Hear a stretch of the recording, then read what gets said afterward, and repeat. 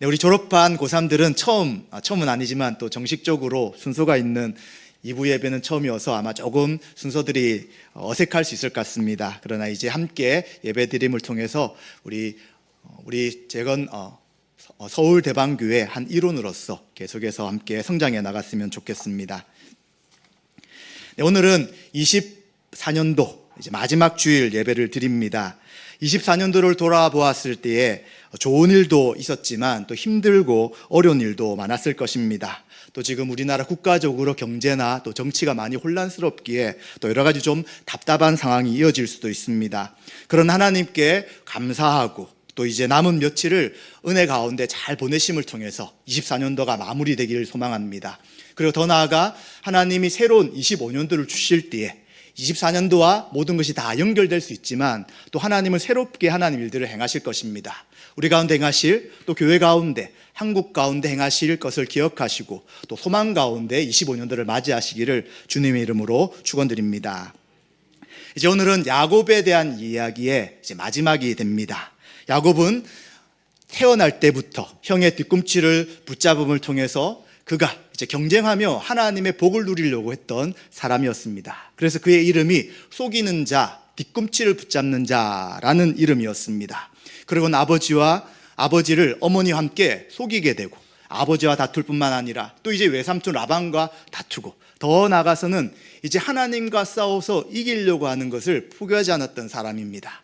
그러나 야복나루에서 천사와 씨름하면서 천사가 그의 엉덩이 뼈를 치게 되고 골절을 입게 되죠. 그리고는 하나님 앞에 두 손 들게 됩니다. 그때 하나님은 그에게 새로운 이름, 하나님이 그와 함께 하시겠다. 또 하나님이 너와 함께 하셔서 너는 하나님의 통치와 다스림을 받아야 된다라는 이름의 이스라엘이라는 이름으로 바꾸셨습니다. 그래서 드디어 고향으로 돌아갈 때 형 에서와의 관계가 회복되게 되고 그리고 삶을 또 가나안 땅에서 살아가게 되었습니다.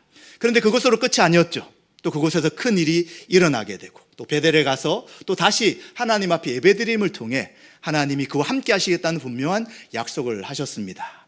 그런 삶이 쭉 이어지다가 또 지난주에 살펴보았던 야곱에게 큰 어려움이 다다르게 됩니다. 바로 그가 두 번째 원래 사랑했던 아내인 라헬과 그리고 그의 자식들을 편애하고 사랑하였습니다. 특별히 요셉을 그들의 통치자 같은 사람으로 세우게 되고 이제 형들이 그에 대해서 질투를 하게 되고 미운 마음이 계속 커지게 되었습니다. 그런데 더 나아가 이 요셉이 좀 어렸기 때문에 꿈을 꾸었는데 그 꿈이 이제 형들이 자신에게 다 절하고 그리고 부모님들도 자신에게 절하는 꿈을 다 이야기를 하면서 더 미움을 받게 됩니다. 그래서 형들은 저 꿈꾸는 자를 이제 붙잡고 없애게 된다면 어떻게 그 꿈이 이루어지는가라고 생각하면서 그를 살피기 온 요셉을 이제 잡아서 죽이려고 하게 되는 것이죠. 그런데 다행히 루벤이 그를 살리려고 했고요. 첫째 장자였기 때문에. 그리고 또 이제 유다가 죽이지 말고 그냥 팔아버리자라고 해서 그를 팔게 되고 이제 요셉은 이제 어딘지 모르는 곳으로 팔려가게 되었습니다. 이제 이러한 소식을 형제들이 어떻게 전하게 되냐면 옷을 찢어가지고 이제 짐승에 피를 묻히고 아버지 앞에 드립니다. 그랬더니 야곱이 이것을 보고 이 옷은 요셉의 옷이고 요셉은 짐승에게 찢겨 죽었다라고 하면서 그는 또 슬픔 가운데 이제 고난과 고통 가운데 들어갔던 것이 지난주의 말씀이었습니다. 이제 야곱은 이런 어려움과 고통을 이제 노년까지 계속 겪게 되었고 이제 이런 상황 가운데 가뭄이 계속 들게 되었죠. 그리고는 애굽에 이제 곡식이 있다는 소식을 듣고 애굽에 형제들을 보내게 됩니다. 그런데 이제 곡식을 잘 가지고 오게 되었지만 너희들이 정탐꾼이 아니냐라는 요셉의 이야기를 통해서 이제 그 중에 한 사람 시므온이 볼모로 잡히고 만약 베냐민을 데리고 온다면 막내를 데리고 온다면 너가 정탐꾼이 아닌 것을 알겠다라고 하며 또 그 인생 가운데 어려움이 생겼습니다. 이제 그때 야곱은 요셉도 잃었는데 시몬도 잃게 하고 베냐민도 잃게 한다면서 형제들을 이제 아들들을 책망하고 더 이상 베냐민을 잃을 수 없기 때문에 보내지 않겠다라고 합니다. 그런데 곡식은 다 떨어지고 이제 이 기근이라는 것이 7년 동안 계속되는 모든 그동안의 7년의 풍년을 다 없애는 것이기 때문에 버틸 수가 없었습니다. 그래서 야곱은 더 이상 버티지 않고 고백합니다. 하나님이 그에게 긍휼을 베풀어 주시기를 원한다. 그리고 베냐민을 잃으면 잃을 것이다 라고 하면서 그 끝까지 붙잡았던 아들을 사랑하는 편애함만, 그가 사랑했던 라헬의 자식이기 때문에 그를 놓치지 않으려는 이 마음을 하나님 손에 내어놓게 되고 이제 하나님께서 그 이후의 인생을 이끌어 가시게 됩니다. 그래서 우리가 오늘 마지막 본문이기 때문에 온풍기 좀 꺼주시면 좋겠습니다. 마지막 본문이기 때문에 좀 장수는 많습니다. 간략간략하게 보면서 오늘 읽었던 그 부분을 좀 더 중점적으로 보도록 하겠습니다. 먼저 43장에 보시면 이제는 야곱이, 이스라엘이 베냐민을 데리고 내려가라 라고 했기 때문에 애굽으로 내려가게 됩니다. 43장 15절을 같이 한번 읽어보도록 하겠습니다. 그 형제들이 예물을 마련하고 갑절의 돈을 자기들의 손에 가지고 베냐민을 데리고 애굽에 내려가서 요셉 앞에 서니라. 아멘. 이제 이스라엘은 그냥 가지 말고 예물을 가져와라 라고 이야기했습니다. 그리고 돈을 이미 요셉이 다 돌려보냈기 때문에 이제는 갑절의 돈을 가지고 가라 라고 이야기하면서 베냐민과 함께 가게 됩니다. 형제들은 모르는 것이죠. 지금 애굽의 총리가 서 있지만 그 총리가 누군지를 모르지만 요셉은 알고 있습니다. 자신을 팔았던 형들인 것을 알고 있고요. 그리고 이제 드디어 자신이 사랑했던 같은 어머니의 아들인 베냐민이 온 것을 그는 보았습니다. 그래서 이제 형제들이 예물을 드리고 땅에 엎드려서 절하게 됩니다. 땅에 엎드려 절한다는 것은 무엇이 성취된 것입니까? 바로 요셉에게 주신 꿈이 성취된 것이죠. 형들은 이 꿈이 굉장히 괘씸하였고 그리고 정말 그 꿈이 이루어지는가 라고 생각했지만 이 꿈은 하나님이 요셉에게 준 꿈이었기 때문에 이제 형들이 그가 요셉인지 알지 못하고 다 엎드려 절하게 되면서 하나님의 주신 꿈들이 성취되게 되는 것입니다. 그때 요셉은 이제 이스라엘 야곱의 안부를 묻습니다. 너희들의 아버지가 살아계시냐? 그리고 평안하냐? 라고 물었더니 아버지가 살아계시고 평안하다라는 이야기를 듣게 됩니다. 그리고 이제 베냐민을 보게 될 때 베냐민에게 특별히 하나님이 내게 은혜 베푸시기를 원한다 라고 인사를 합니다.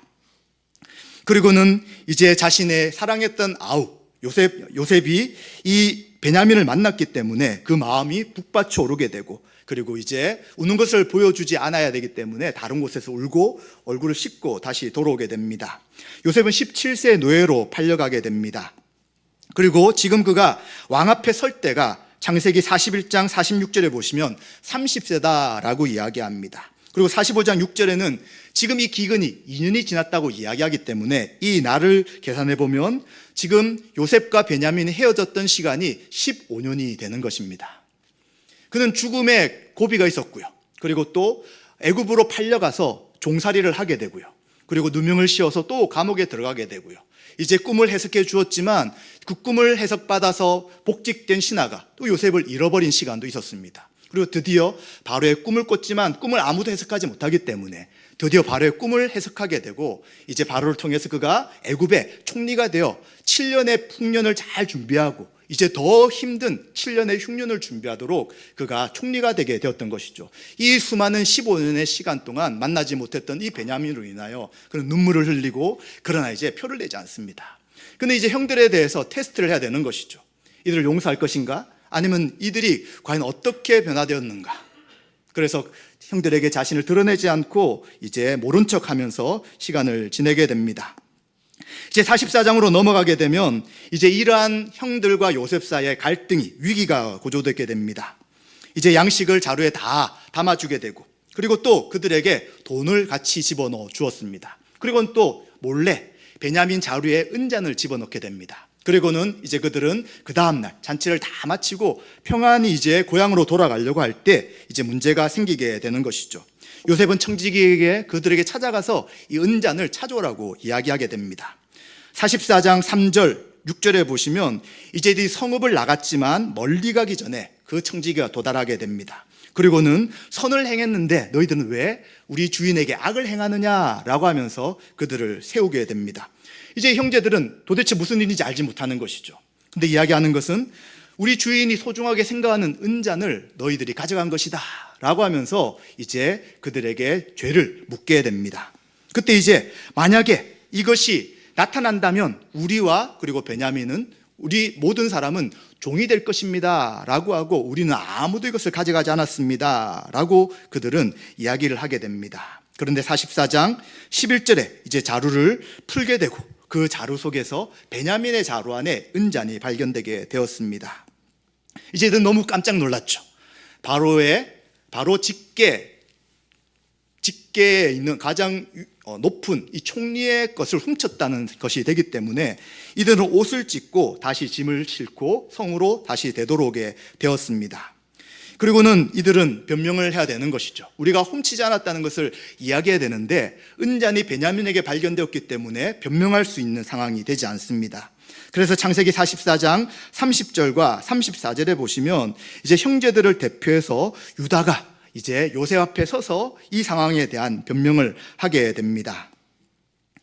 이제 우리가 말했던 것처럼 은잔이 발견되었기 때문에 우리는 당신의 종이 될 것입니다 라고 이야기합니다. 그런데 요셉은 뭐라고 하냐면 은잔이 발견된 베냐민만 남아라 라고 이야기하면서 모든 사람은 남을 필요 없다 이야기하는 것이죠. 이제 그는 어떤 생각을 하게 되었냐면 바로 자신을 시기하여서 죽음에 내몰리게 했던 형제들인데 만약 베냐민 또 그의 동생인 베냐민을 남게 했을 때 형제들이 어떤 반응할 것인가가 아마 궁금했던 것 같습니다. 그래서 다 필요 없고 베냐민만 남으면 된다라고 이야기합니다. 이때 유다는 44장 30절 34절에 이제 요셉을 설득하며 왜 베냐민이 남지 않아야 되는지에 대해서 하나씩 이야기를 하게 됩니다. 아버지가 이제 우리가 짐을 가지고 곡식을 가지고 갔을 때에 이제 막내를 데려가지 않으면 다시 곡식을 줄 수 없다고 하면서 시몬을 붙잡았습니다. 그리고는 이제 곡식을 얻으러 가려고 했지만 이제 아버지는 허락하지 않았습니다 라고 이야기하며 그 이유는 그의 형 요셉이 이제 짐승에 찢겨 죽었는데 또 둘째인 베냐민까지도 죽게 된다면 아버지 너무 고통스럽다라고 하면서 보내지 않았습니다. 그런데 설득해서 이제 제가 목숨을 담보로 만약 베냐민에게 문제가 생긴다면 제 목숨을 담보로 하겠습니다 라고 약속했기 때문에 베냐민이 있을 수 없고 제발 제 목숨을 담보로 저를 감옥에 가지고 이 베냐민은 풀어달라라고 요셉에게 이야기를 하게 되었습니다. 굉장히 달라진 모습이죠. 이 자세한 내용들은 지금 살펴볼 수 없기 때문에 유다가 왜 이렇게 변화되었는지는 나중에 요셉의 파트를 또 설교할 시간에 다시 살펴보도록 하겠습니다. 이러한 이야기를 들었을 때에 이제 요셉은 더 이상 자신의 신분을 속이지 못하게 됩니다. 베냐민을 그냥 잊고 자신들만 도망갈 줄로 알았지만 그것이 아니라 유다가 대신해서 자신의 목숨보다 아버지의 목숨을 더 생각하고 그리고 동생 베냐민을 위해서 대신 갇히겠다는 이야기를 할 때에 이제 요셉의 마음은 다 열리게 되었습니다. 그래서 펑펑 울면서 이제 눈물로써 형제들이 상봉하게 되면서 이제 자신이 바로 요셉입니다. 당신들이 나를 팔았지만 하나님께서 나를 이곳으로 인도하시고 총리가 되게 하셨다라는 이야기를 하게 됩니다. 그 말씀이 창세기 45장 5절에 있습니다. 같이 한번 읽어보도록 하겠습니다. 당신들이 나를 이곳에 팔았다고 해서 근심하지 마소서, 한탄하지 마소서. 하나님이 생명을 구원하시려고 나를 당신보다 먼저 보내셨나이다. 아멘. 형들은 동생을 시기하고 미워해서 그를 팔고 죽기를 소망했습니다. 그런데 하나님은 하나님의 구원의 계획을 이루어 가셨던 것이죠. 아브라함에 하신 약속, 하나님의 나라를 만들기 위해서 아브라함을 통하여 그 후손을 많게 하실 것이고 하나님이 직접 그들을 다스릴 것이고 하나님이 주신 통치의 땅은 바로 가나안 땅이라는 것을 약속하셨는데 이제 그 계획을 이루어 가시는 것이죠. 형제 간에 미움과 질투가 있어서 요셉을 팔려가는 것에 대해서 하나님은 허용해 주신 것입니다. 왜냐하면 이제 큰 흉년과 그리고 풍년과 흉년이 있을 때에 애굽의 총리를 통해 이스라엘 민족을 보호하시기 위한 하나님의 계획이 있었던 것이죠. 그런데 형제들도 알지 못했고 이스라엘도 알지 못했고 팔려간 요셉은 더 알 수 없는 내용이었습니다. 그런 하나님은 아브라함 하신 그 약속, 많은 민족을 하시겠다는 그것을 애굽에서 보호하게 하셔서 나중에 출애굽할 때는 남자만 200만 명이 될 정도의 수많은 민족으로 준비시키시고 이제 하나님의 때에 가나안 땅에 들어가게 하신 것이죠. 바로 이 일을 위해서 나를 먼저 보내셨다라고 요셉이 이제 고백하게 되는 것이죠. 형들이 자신에게 절할 때 꿈이 이루어졌다는 걸 알게 되고 그리고 지금 이런 풍년과 흉년을 통해서 자신이 총리가 된 모든 이유가 내가 그냥 높은 위치에서 형들에게 보복하고 복수하라고 주신 것이 아니라 하나님의 그 큰 구원의 계획이 이루어질 것을 알고 그 또한 이제 형들을 용서하고 더 이상 자신의 모습을 숨기지 않는 그러한 부분을 보게 되는 것입니다. 이제 이렇게 되어서 형들과 이제 요셉의 모든 긴장 관계는 다 해결이 됩니다. 그리고 요셉이 이렇게 펑펑 울고 하니까 소식이 바로에까지 들리게 되고, 요셉의 형제가 왔다는 이야기를 듣고 이제 바로도 이제 그의 가족들을 다 데리고 와서 이 애굽에 살도록 하라라고 명령하게 됩니다. 그 이야기가 창세기 45장부터 47장까지 쭉 이어지게 됩니다. 45장 16절 20절에 바로가 이제 그런 명령을 하고, 요셉은 이제 형제들에게 그 이야기를 해서 아버지를 속히 애굽으로 데려오십시오라고 요청하게 됩니다. 이제 형들이 모든 곡식을 가지고 이제 다시 고향으로 돌아가고, 또 사람과 함께 야곱을, 이스라엘을 태울 수레가 함께 도착하게 되었습니다. 그런데 이런 이야기를 하니까 이스라엘이 어떻겠습니까? 네, 전혀 상상할 수 없는 일이 벌어졌기 때문에 형제들의 말을, 아들들의 말을 믿지 못했습니다. 그런데 그는 요셉이 자신을 태우려고 보낸 수레를 보고 나니까 기운이 생기게 되었습니다. 잃었던 아들이 애굽의 총리가 되어 있고, 또 그가 나를 부른다는 소식에 이제 다시 모든 가족들과 함께 애굽으로 내려가려고 하게 됩니다. 그리고 내려갈 때 그는 브엘세바에 도착하게 되고, 그곳에서 하나님 앞에 희생 제사를 드릴 때 하나님이 다시 그 가운데 나타나게 됩니다. 창세기 46장 1절 4절을 같이 한번 읽어보도록 하겠습니다. 1절부터 읽습니다. 이스라엘이 모든 소유를 이끌고 떠나 브엘세바에 이르러 그의 아버지 이삭에 하나님께 희생 제사를 드리니, 그 밤에 하나님이 이상 중에 이스라엘에게 나타나 이르시되 야곱아 야곱아 하시는지라. 야곱이 이르되 내가 여기 있나이다 하매, 하나님이 이르시되 나는 하나님이라 내 아버지의 하나님이니 애굽으로 내려가기를 두려워하지 말라. 내가 거기서 너로 큰 민족을 이루게 하리라. 내가 너와 함께 애굽으로 내려가겠고 반드시 너를 인도하여 다시 올라올 것이며 요셉이 그의 손으로 내 눈을 감기리라 하셨더라. 아멘. 요셉의 이야기를 듣고 도대체 이게 무슨 일인가 라는 생각을 했지만, 하나님은 그에게 분명히 말씀하십니다. 애굽에 내려가기를 두려워하지 마라. 나는 하나님이고 내 아버지 하나님이고 너를 큰 민족을 이루며 반드시 애굽에서 너와 함께 할 것이며 도록게 할 것이다 라고 약속합니다. 그리고 너의 아들 요셉이 내 눈을 감기게 할 것이다 라는 말씀을 듣게 됩니다. 그래서 그는 이 모든 일들이 하나님의 구원의 계획인 줄 알고 이제 함께 내려가게 되었습니다. 자, 이렇게 야곱이 내려갈 때에 이제 야곱은 바로 앞에 서게 됩니다. 47장 7절과 10절 오늘 읽은 말씀입니다. 그래서 바로는 야곱에게, 이스라엘에게 나이를 묻습니다.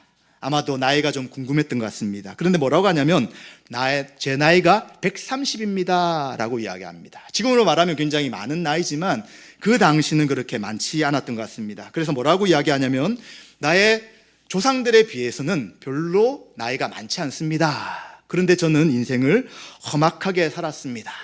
지금껏 살아온 인생이 참으로 험악한 세월이었습니다 라고 이야기하는 것이죠. 우리가 그동안 야곱의 인생을 쭉 보았던 것처럼 항상 경쟁하고 싸우고 이기려고 했던 삶이었습니다. 그리고 자신이 사랑하는 것을 끝까지 놓지 않으려고 붙잡았던 인생을 살았습니다. 하나님이 그 이름을 변화시켜 주셨음에도 불구하고 여전히 그의 삶의 중심과 계획은 자기 자신의 생각과 뜻에 있었던 것이죠. 그런데 이제 드디어 베냐민을 죽으면 죽으리라 라고 놓게 될 때에 하나님의 그 구원의 기가 어떻게 이루어지는지를 이제 바로 앞에서, 그리고 요셉을 통해서, 그리고 애굽에서 야곱이 알게 되는 것이죠. 그래서 그의 인생을 돌아보았을 때 처음부터 하나님 앞에 들림받고 들려지고, 그리고 하나님 앞에 드린 인생이 아닌 자신이 축복과 복을 받기 위한 인생을 살았기에 그 인생이 너무나도 험악했습니다 라고 고백하고 있는 것이죠. 그렇다면 만약 우리 성도의 삶의 인생이 이렇게 험악한 인생만 된다면, 예수님 믿었을 때 고난도 있고 어려움도 있지만 좋은 일은 하나도 없고 계속적인 어려움과 연단만 있다면 우리는 신앙생활을 중도에 포기할 수도 있을 수 있습니다. 왜 이렇게 신앙이 힘들지? 차라리 예수님 믿지 않는 것이 좋은 것이 아닌가라는 후회가 생길 수 있는 것이죠. 그런데 하나님께서는 이 이스라엘의 인생을 험악한 인생으로만 마무리하게 하지 않으셨습니다. 왜냐하면 우리가 읽었던 47장 7절과 10절에 보시면 야곱이 바로 앞에 한 행동이 나타납니다. 바로 7절에도 보시면 야곱이 바로에게 축복하매, 그리고 10절에도 야곱이 바로에게 축복하고 그 앞에서 나오니라 라고 이야기합니다. 축복은 누가 할 수 있는 것입니까? 낮은 자가 결코 높은 자에게 축복할 수 없어요.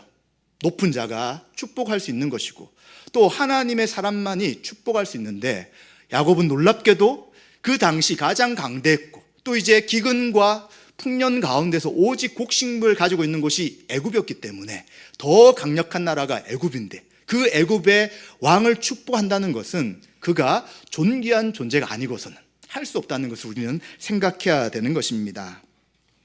하나님께서는 야곱의 인생이 이제 속이는 자, 다투는 자로 수많은 인생을 살아오게 하였지만, 그러나 하나님은 그를 태중에 선택하셔서 이제 그를 존귀케 하시기 원하셨습니다. 하나님 손에 인생을 맡길 때 하나님은 그를 선하게 인도하시고 우리의 계획과 생각보다 더 선한 길로 그를 이끌어 가시는 것이죠. 그래서 야곱의 인생에 있었던 이 연단은 그가 하나님을 알아가고 그리고 자신의 인생의 모든 것을 하나님께 맡기는 그러한 단련의 시간이었던 것을 우리는 보게 되는 것이죠. 만약에 이러한 인생의 연단이 없었다면 야곱은 이스라엘이 아니라 여전히 속이는 자로서 자기 자신만 위해 살아가고 이생의 목적과 방향이 자기의 이익을 위해 살아가는 그런 어리석은 삶을 살았을 것입니다.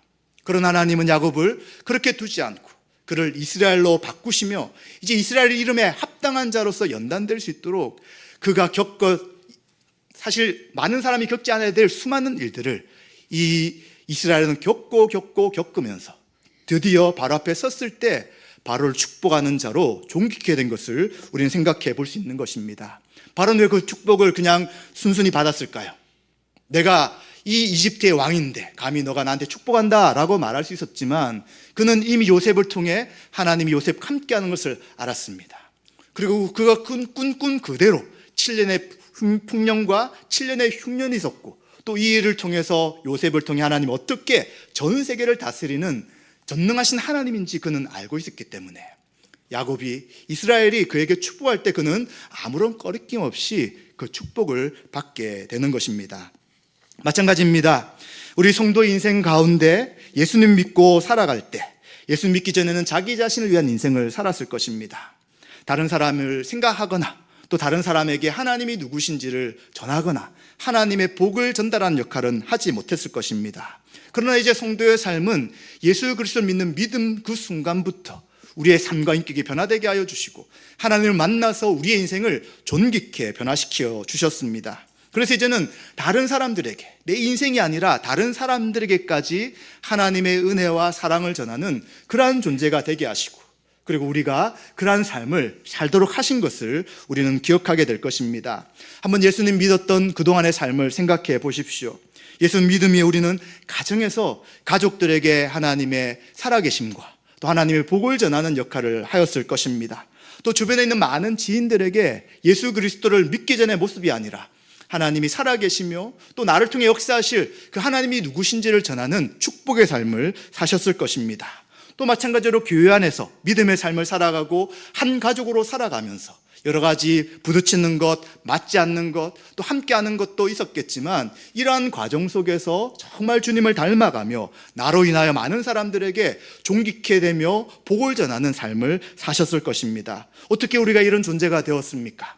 바로 하나님이 우리를 존귀케 하시고 우리를 예수 그리스도를 통해서 새로운 생명 주시며 우리를 변화시켜 주셨기 때문에 이러한 삶을 살게 된 것을 기억해야 되는 것입니다.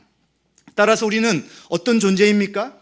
고난과 연단과 어려움만 계속되는 신앙생활이 아니라 하나님 우리를 변화시키셔서 존귀케 하시며 이제 우리를 통하여 다른 사람들에게 하나님이 누구시며 예수님이 어떤 분이신지를 전하며 축복하는 역할이 바로 우리에게 있다는 것입니다.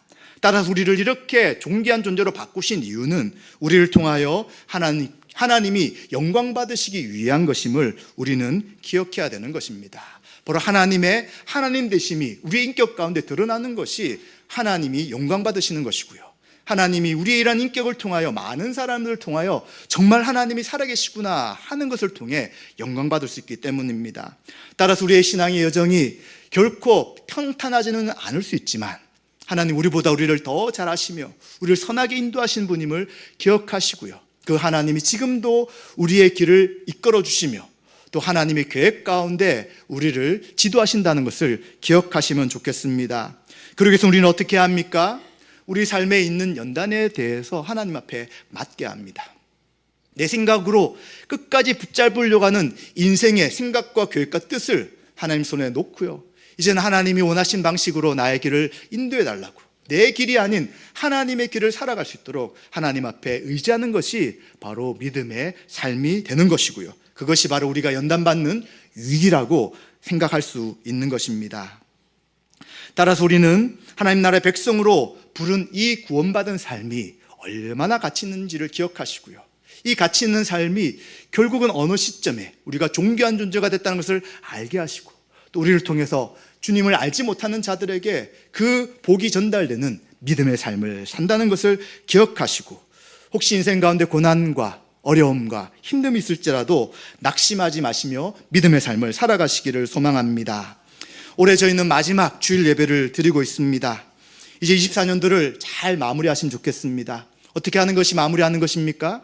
하나님의 선하신 손길을 인정하시고 24년도의 모든 것이 하나님의 뜻과 계획 가운데 있었다는 것을 고백하시며 감사하는 것입니다. 또 우리는 어떻게 새로운 25년도를 시작하며 준비하겠습니까? 24년도에 있었던 일들을 생각하면 이제 25년은 소망이 없을 수도 있습니다. 머리를 쓰고 계산해보고 우리나라 상황과 전 세계 상황을 생각해 봤을 때 무슨 살 희망이 있을까라는 생각을 할 수 있습니다. 그러나 하나님은 지금도 살아계셔서 하나님의 구원의 계획을 이루어 가시는 분입니다. 이스라엘에게 함께 하신 하나님이 지금 우리 성도 한 분 한 분과 우리 교회와 그리고 한국과 전 세계 가운데 여전히 통치자로 다스리고 계십니다. 그러다 우리에게 주신 25년도는 새로운 새해가 될 것이고요. 또 하나님이 이루실 놀라운 일들이 나타나는 시간이 될 것입니다. 그래서 이제 우리는 그 하나님의 살아계심을 신뢰한다면 낙담과 좌절이 아니라 하나님 우리는 알 수 없으나 하나님의 그 놀라운 일들을 이루어 가실 것을 바라보며 기대함으로 우리 인생을 하나님 앞에 믿음으로 맡기시는 저와 여러분 되시기를 주님의 이름으로 축원드립니다.